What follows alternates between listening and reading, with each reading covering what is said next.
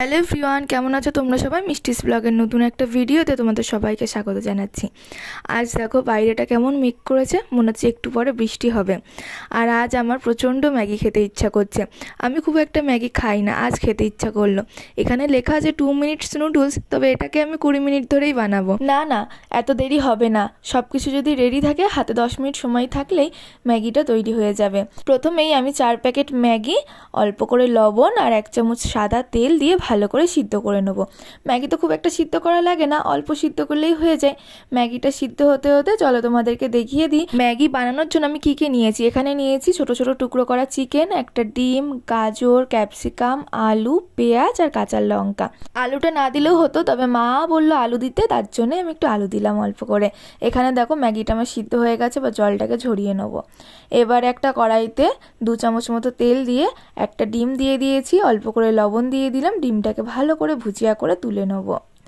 আসলে না, আজকে আমার এরকমভাবে ম্যাগি খেতে খুব ইচ্ছা করছিল। আমার না ওইরকম সিদ্ধ ম্যাগি খেতে একদম ভালো লাগে না, সেই জন্য আজকে এরকমভাবে করছি। ম্যাগি খুব একটা আমাদের খাওয়া হয় না, আমরা বাড়িতে বেশিরভাগ চাউমিন, পাস্তা এগুলোই খাই। ঘরে সব কিছুই ছিল, মা দেখি চিকেনও এনেছে, সেই জন্য আমি আর দেরি করলাম না, পাশের দোকান থেকে 4 প্যাকেট ম্যাগি নিয়ে আসলাম। এবারে আমি কড়াইতে একটু বেশি করেই তেল দিয়ে দিয়েছি। এরপরে দিয়ে দিলাম আলু, আর আলুটা দিয়ে একটু নেড়ে নিয়ে এর মধ্যে দিয়ে দিলাম টুকরো করে কেটে রাখা, ছোট ছোট টুকরো করে কেটে রাখা চিকেনগুলো। চিকেন দিয়ে লবণ আর হলুদ দিলাম। হলুদটা একদম 1 চিমটি দিয়েছি, যাতে কালারটা একটু হয়, পুরোপুরি সাদা সাদা না দেখায়। ওগুলোকে ভেজে নিয়ে ভালো করে এরপরে আমি দিয়ে দিলাম গাজর, ক্যাপসিকাম, পেঁয়াজ আর লঙ্কা কুচি। এবারে সমস্ত সবজিগুলোকে খুব ভালো করে ভাজতে হবে।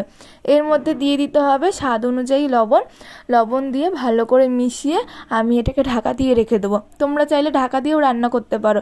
ঢাকা দিয়ে রান্না করলে সবজিগুলো খুব তাড়াতাড়ি সিদ্ধ হয়ে যাবে, সেই জন্য আমি ঢাকনা দিয়ে রান্নাটা করেছি। ঢাকনা খুলে দেখছি সবজিটা প্রায় অনেকটাই সিদ্ধ হয়ে এসেছে। এই সময়তে আমি ওপর থেকে 1 চামচ সয়া সস দিয়ে দিলাম, আর 2 প্যাকেট ম্যাগি মশলা দিলাম।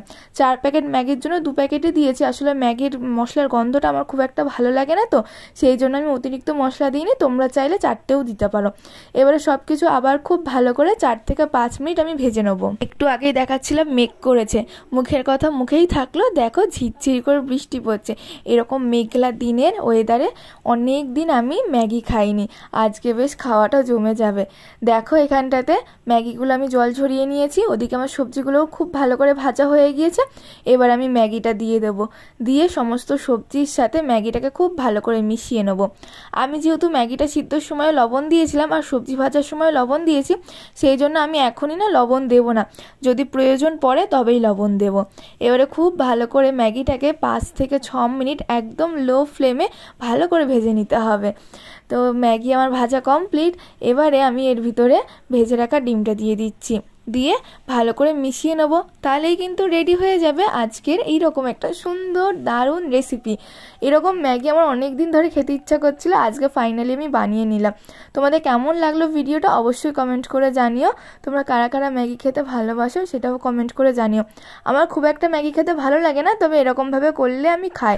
আজকের ভিডিওটা তোমাদের কেমন লাগলো আমাকে কমেন্ট করে জানাতে একদম ভুলো না।